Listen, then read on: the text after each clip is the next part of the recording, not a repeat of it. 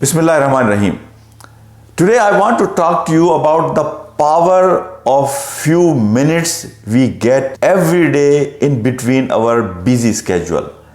Many times I have seen in my personal experience that if I postpone things for the weekend, that I will catch up on these things on the weekend, 90% of the time I fail to achieve those goals on the weekend.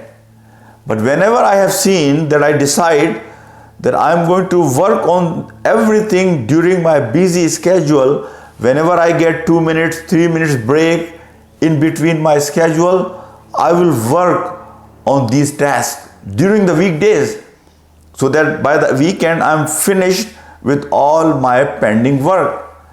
Allah is my witness, most of the time I am able to finish all the pending work during my busy schedule during weekdays.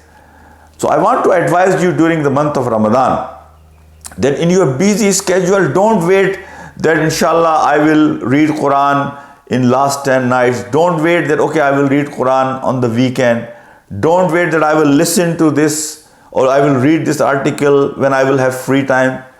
In your busy schedule, when Allah provides you few minutes break, take advantage of that.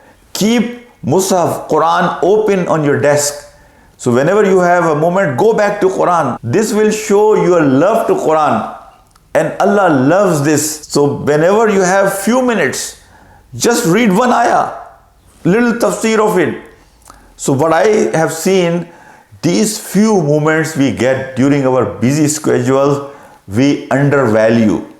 We don't understand the value of those moments. Wallahi, that is the best utilization of our time, and you will be able to achieve so many things in those few moments. If you add all those free moments, these are hours that we waste doing nothing. So if we are focused and we are careful and we prioritize, that inshallah we can take advantage of these free moments we get during our busy schedule.